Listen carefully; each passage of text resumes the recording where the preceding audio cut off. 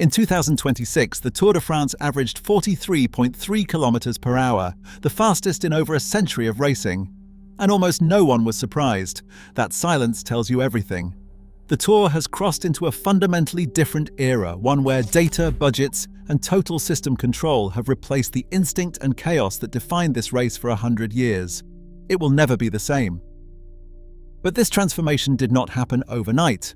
It traces back to one decisive shift, and understanding when it happened changes how you see every Grand Tour since.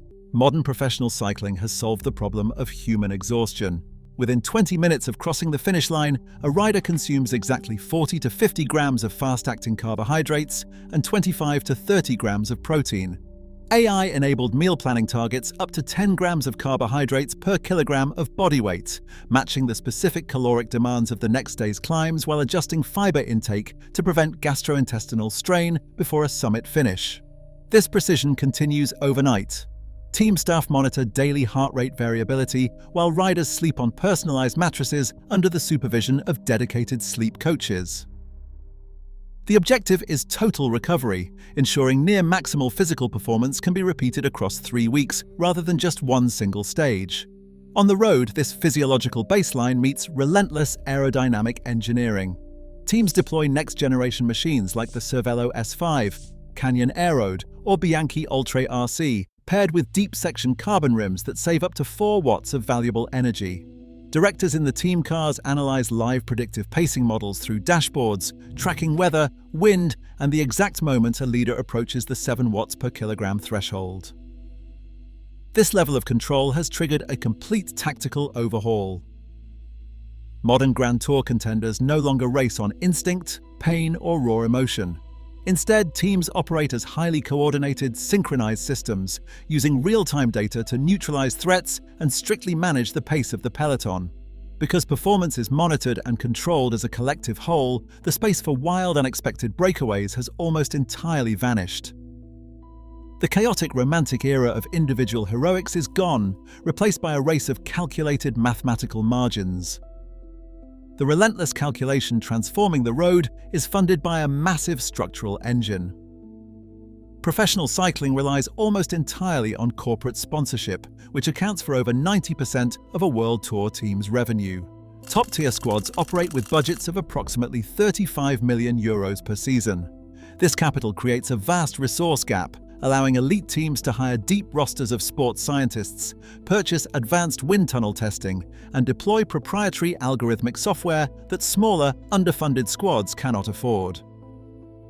This financial division is locked in place by long-term media contracts that guarantee global reach. France Televisions secured the domestic French broadcast rights through 2030, preserving free-to-air access. In contrast, the United Kingdom market shifted to an exclusive pay-TV model with Eurosport and Discovery+. This transition from traditional public broadcasting to digital streaming platforms reflects a broader shift toward a highly monetized international audience. At the center of this ecosystem sits Amaury Sport Organization, the private company controlling the Tour. ASO generates over €70 million in sponsorship revenue alone for a single edition, with total event revenue approaching €350 million. This commercial footprint extends directly into women's cycling. The rapid growth of the Tour de France Femmes, backed by its title partner Zwift and a €5 million prize fund, demonstrates how the Tour has expanded into a year-round, multi-platform brand. With these deep financial foundations, the modern era of the Tour is structurally designed to last. The immense capital flowing from broadcasters, sovereign wealth funds, and multinational corporations has institutionalized the sport's high-tech evolution. Speed is an institutional mandate secured by contracts that run deep into the decade. Riders conquered high mountain passes on heavy steel frames, fueled by little more than alcohol, raw instinct, and individual willpower. Spectators accepted these extreme performances, viewing the athletes as romantic heroes, pushing the absolute limits of human endurance. Suspicion always existed, but it was easily ignored in favor of the legend. That romantic illusion shattered on July 8, 1998. French customs officials stopped Willy Voet, a support staff member for the dominant Festina team, near the Belgian border. Inside his car, agents discovered 400 ampoules of erythropoietin, along with anabolic steroids and human growth hormone. On July 17th, the entire Festina squad was expelled from the race. Team director Bruno Roussel soon confessed to a systematic, doctor-supervised doping program funded directly by the team. The subsequent police raids, hotel searches, and televised rider strikes exposed a professional peloton operating on organized medical manipulation. This rupture permanently altered the relationship between the race and the public. Suspicion replaced admiration, forcing cycling's governing bodies to treat legitimacy as a structural requirement. In 2008, the International Cycling Union introduced the Athlete Biological Passport, shifting the anti-doping system from searching for individual banned substances to tracking longitudinal physiological markers. By monitoring fluctuations in hemoglobin concentration and reticulocyte percentages, regulators created a baseline profile for every rider. This transition from basic drug testing to continuous biological surveillance cleaned up the sport and simultaneously redefined the competitive environment. The era of chaotic, instinct-driven heroics ended, replaced by an institutionalized system where physical credibility is tracked as strictly as aerodynamic efficiency.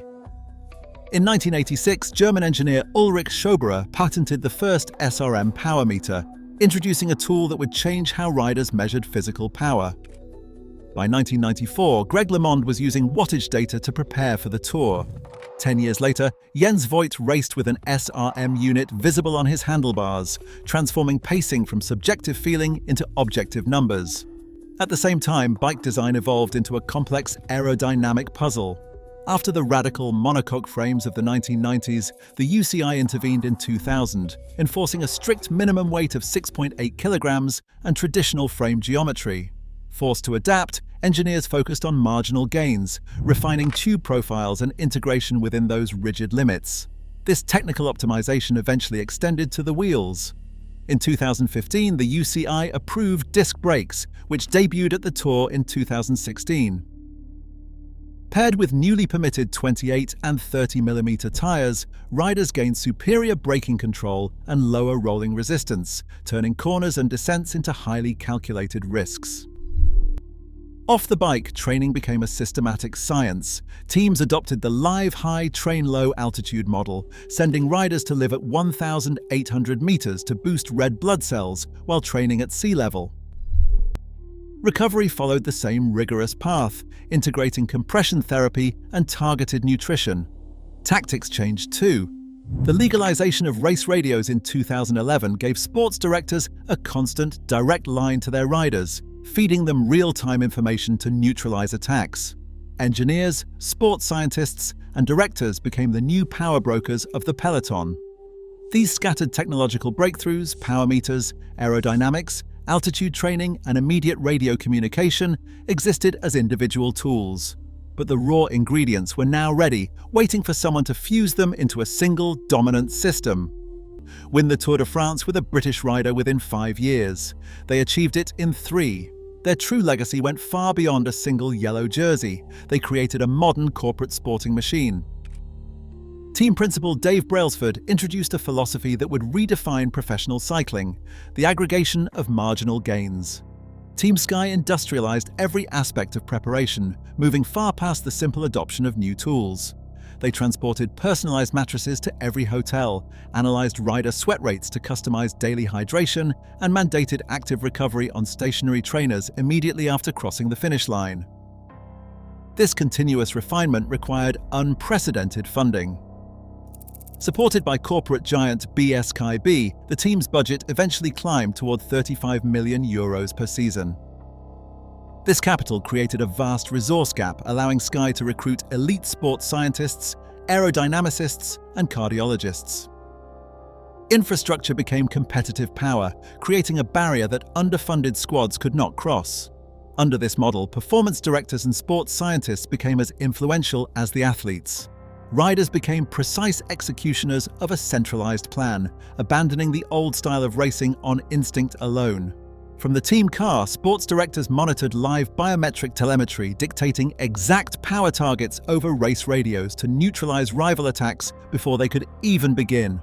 This early 2010s convergence of massive budgets, real-time data, and centralized team control changed the Tour de France forever.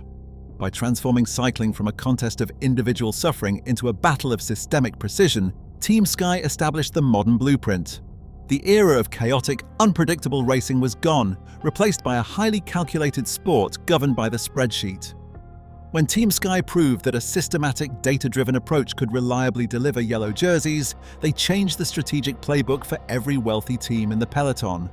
Other heavily funded operations quickly realized that this success was not an anomaly, it was a repeatable formula. If a team possessed the financial power to secure the best domestic riders, buy the most advanced wind tunnel testing, and hire a dedicated squad of performance analysts, they could effectively neutralize the volatile variables of a 3-week race. This realization gave birth to the repeatable Grand Tour model. Instead of relying on a single champion to deliver victory through moments of unpredictable inspiration, modern superteams constructed defensive fortresses on wheels. They rode at a calculated, uniform tempo that mathematical models proved would suffocate rival attacks before they could even materialize. If an opponent attempted an aggressive, long-range breakaway on a mountain pass, the leading team's mountain train did not panic. They simply maintained their predetermined wattage targets, confident that the laws of physics and energy depletion would inevitably drag the attacker back. This execution systematically dismantled the chaotic, aggressive tactics that historically defined the Tour de France. In previous decades, a bad day, a sudden nutrition error, or a bold attack from 50 kilometers out could flip the general classification upside down overnight. Under the new regime of total control, those dramatic swings became rare anomalies. Rivals were forced to adapt to a system they did not invent, playing a game of defensive minimization rather than offensive risk-taking.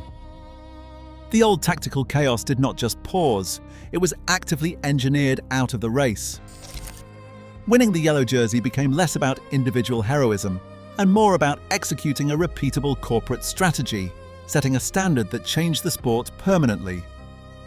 In 2026, Amori Sport Organization and digital partner Capgemini launched Inside My Race, an AI-powered fan platform delivering real-time, personalized biometric data and premium subscription products. This software targets younger, mobile-first audiences, converting passive television viewers into active consumers of proprietary digital feeds. While technology redefines the fan experience, changing environmental realities are restructuring the physical race. During the 2026 edition, uncontrolled wildfires in southwestern France forced the French Interior Ministry to redeploy safety personnel. ASO was forced to abruptly shorten Stage 21 from 133 kilometers to 89 kilometers, rerouting the peloton onto the Montmartre circuit. This was not an isolated incident. Extreme weather now dictates active contingency planning and logistical adjustments for future routes. Yet the economic appeal of the Tour remains undisputed. The 2027 Grand Depart in the United Kingdom is projected to attract millions of international visitors, delivering a massive tourism injection to host regions. Local governments and municipalities continue to invest heavily in organizing starts and finishes, wagering that the global exposure of a traveling sports franchise outweighs the escalating logistical risks. This commercial and environmental convergence ensures that the race operates not just as a sporting event, but as a highly adaptable global industry. The growth of the Tour de France Femmes avec Zwift represents a permanent structural shift. This expansion indicates that women's cycling is developing into an equal sporting and commercial pillar, attracting dedicated sponsorship and driving year-round engagement. For rights holders and teams, this two-pillar model expands the sport's market footprint far past the traditional 3-week July window. At the same time, media fragmentation will continue to alter the viewing experience. As free-to-air coverage shifts toward exclusive pay TV and digital streaming platforms, fans must use multiple subscription models across different territories. This transition secures higher immediate licensing revenues for organizers but requires a highly digitized audience to sustain global reach. These converging trends outline a clear trajectory for the next decade. The future of professional cycling points away from the low-tech, unpredictable race of the pit. Instead, the entire Grand Tour ecosystem must adapt to this highly calculated corporate reality. The data-driven pacing, scientific nutrition, and corporate team models are now permanent fixtures of the sport. The modern Tour de France has established its new coordinates, and the road ahead will only accelerate in this direction. The Tour is no longer a test of who can endure the most, but who can calculate the best. As perfect math replaces human vulnerability, the sport's greatest struggle is no longer on the road. It is for the very soul of cycling.